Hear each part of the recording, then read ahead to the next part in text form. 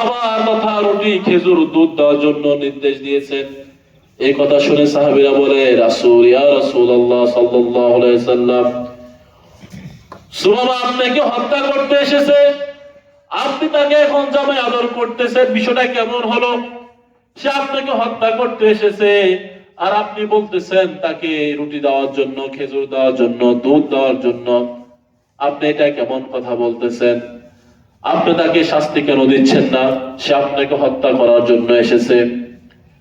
এই কথা রাসূল সাল্লাল্লাহু আলাইহি সাল্লাম শোনার পর রাসূল সাল্লাল্লাহু আলাইহি সাল্লাম বলেন, আমি যা বুঝি তোমরা তা বুঝো না, আমি যা করার জন্য তোমাদেরকে নির্দেশ দিয়েছি তা তোমরা করো, তা তোমরা করো। রাসূল সাল্লাল্লাহু আলাইহি সাল্লামের আদেশ শুনে সাহাবীরা তার সাথে ভালো আচরণ করা শুরু করলেন, তাকে খাবার দিতে শুরু করলেন।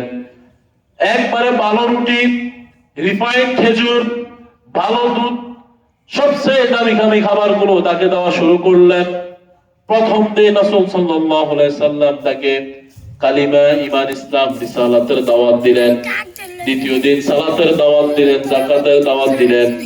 তৃতীয় দিন পর রাসূল সাল্লাল্লাহু আলাইহি সাল্লাম তার হাত এবং পায়ের রশিগুলো খুলে দিতে নির্দেশ দিয়েছেন।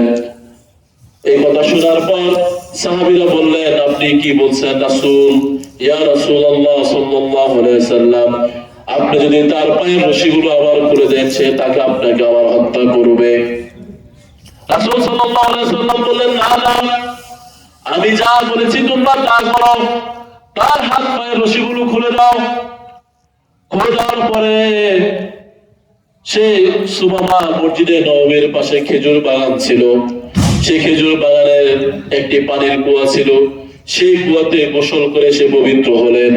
পবিত্র হয়ে রাসূল সাল্লাল্লাহু আলাইহি সাল্লামের কাছে এসে বললেন, আমাকে কালিমা পাঠ করে দেন, লা ইলাহা ইল্লাল্লাহু মুহাম্মাদুর রাসূলুল্লাহ সাল্লাল্লাহু আলাইহি ওয়াসাল্লাম। সুমামা ইসলাম ধর্ম গ্রহণ করার পর রাসূলের সামনে এসে বললেন, আজকের আগে আমার কাছে আপনার চেহারা, ইসলাম ধর্ম, মদিনা শহর সবচেয়ে গৃহীত ছিল, কিন্তু আজকের পরে আপনার চেহারা আমার কাছে সবচেয়ে সুন্দর চেহারায় পরিণত হয়েছে। সুবহানাল্লাহ। ইসলাম ধর্মের চেয়ে আর কোন শ্রেষ্ঠ ধর্ম আমার কাছে এই মুহূর্তে নেই।